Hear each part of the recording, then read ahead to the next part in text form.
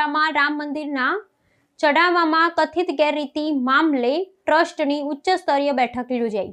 અયોધ્યા સ્થિત ભવ્ય શ્રી રામ મંદિરમાં ભક્તો દ્વારા અર્પણ કરવામાં આવતા ચઢાવા અને દાનમાં કથિત ગેરરીતિઓ ધ્યાન થયાના ગંભીર આક્ષેપો વચ્ચે અત્યંત મહત્વપૂર્ણ બેઠક યોજાઈ હતી। શ્રી રામ જન્મભૂમિ તીર્થક્ષેત્ર ટ્રસ્ટ દ્વારા આયોજિત આ વિશેષ બેઠક અયોધ્યા ખાતે મળી હતી, જેમાં દાનની પારદર્શિતા, એકાઉન્ટિંગ પ્રક્રિયા અને ભવિષ્યની વ્યવસ્થાપન નીતિઓ અંગે સઘન મનોમંથન કરવામાં આવ્યું હતું।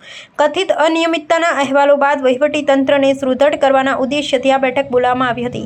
આ ઉચ્ચસ્તરીય બેઠકની અધ્યક્ષતા ટ્રસ્ટના અધ્યક્ષ મહંત નૃત્ય ગોપાલ દાસે કરી હતી, જેમાં ટ્રસ્ટના અન્ય હોદ્દેદારો અને મહત્વના સભ્યો ઉપસ્થિત રહ્યા હતા। દેશ વિદેશના કરોડો રામ ભક્તોની આસ્થાના કેન્દ્ર સમાન આ મંદિરમાં દાનના વહીવટમાં પારદર્શિતા જાળવવી અત્યંત સંવેદનશીલ મુદ્દો છે। આથી ટ્રસ્ટની છબી ખરડાય નહીં અને દાતાઓનો વિશ્વાસ અકબંધ રહે તે સુનિશ્ચિત કરવા માટે બેઠકમાં દાન સ્વીકારવાની વર્તમાન પદ્ધતિઓ અને તેના હિસાબ કિતાબની ઝીણવટભરી સમીક્ષા કરવામાં આવી હતી।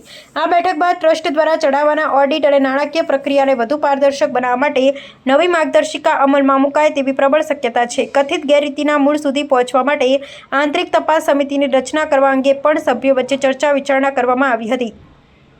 આગામી સમયમાં ટેકનોલોજીના મહત્તમ ઉપયોગ થકી દાન વ્યવસ્થાને સંપૂર્ણપણે સુરક્ષિત બનાવી ભક્તો સમક્ષ પારદર્શક અહેવાલ રજૂ કરવાની દિશામાં ટ્રસ્ટ નક્કર પગલાં લેશે તેવું મનાઈ રહ્યું છે।